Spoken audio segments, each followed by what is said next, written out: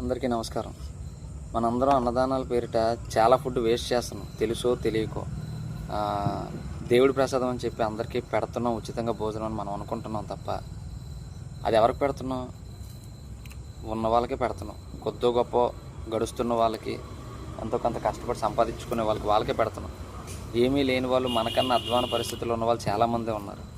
అలాంటి వాళ్ళని గుర్తించి ఆ దేవుడి కోసం దండిన డబ్బులని, ఆ వచ్చిన ఫండ్ అంతటి కూడా కలెక్ట్ చేసి ఎవరికి ఏం లేదో వాళ్ళకి సరిపడా ఒక్కొక్క ఫ్యామిలీకి ఎంత అవకాశం ఉంటే అంత, మీకు వచ్చిన ఫండింగ్ని బట్టి ఒక నెలకి సరిపడా కిరాణా సామాన్లు లేని ఫ్యామిలీని చూస్ చేసి వాళ్ళకి సెలెక్ట్ చేసి ఇస్తే అది చాలా వరకు ఉపయోగపడుతుంది. ఇప్పుడు మీరు ఎంతమందికి పెట్టినా సరే వాళ్ళు ఒక పూటే తినగలరు. అదే ఏమీ లేని వాళ్ళకి ఇచ్చారనుకోండి, ఇంటిల్లి పద్దు ఒక నెల రోజులు తినే అవకాశం వాళ్ళకు ఉంటుంది. ఒకసారి ఆలోచించండి. ఓకే, దేవుడి మీద భక్తి ఉంది కాదన్నాం, కానీ దేవుడు ఎప్పుడూ కూడా మన నుంచి కోరుకున్నది ఎప్పుడూ ఒకటే, భక్తి, భుక్తి కాదు. ఆయన విముక్తి కోసం పాకులాడే మనం కేవలం భుక్తి కోసమే భగవంతుడు ఉన్నాడనే రకంగా మనం చాలా వరకు మిస్యూజ్ చేసేస్తున్నాం అవన్నీ.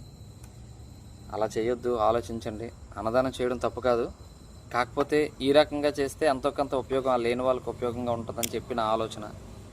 అది లేని వాళ్ళు ఎంతమంది ఉన్నారో వాళ్ళు మనకు తెలియకపోవచ్చు, కానీ నవరాత్రులు మొదలుపెట్టే ముందే ఎలా అయితే చందాల కోసం తిరుగుతారో, ఇలాగ ఇటువంటి లేని వాళ్ళు ఎవరున్నారో మీ చుట్టుపక్కల, మీ ఉన్న ఊర్లో ఎవరున్నారో వాళ్ళని గుర్తించి ఈ వచ్చిన డబ్బుతో వాళ్ళకి సరిపడా నెల రోజులు సరిపడా అత్యవసర నిత్యావసర సరుకులు ఏమున్నాయో అవి ఇస్తే వాళ్ళు హ్యాపీగా ఫీల్ అవుతారు. మనందరూ అంటే ఇప్పుడు ఉన్నారు, లేరని నేను అన్ను. అలానే ఇప్పుడు ఎలాగోకలా కొద్దిపాటి కష్టంతో మనందరం నెట్టుకొచ్చే వాళ్ళు చాలామంది ఉన్నాం.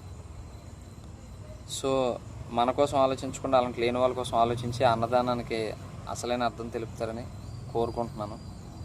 మళ్ళీ చెప్తున్నాను, దేవుడు మన నుంచి కోరుకునేది భక్తి మాత్రమే, భుక్తి కాదు.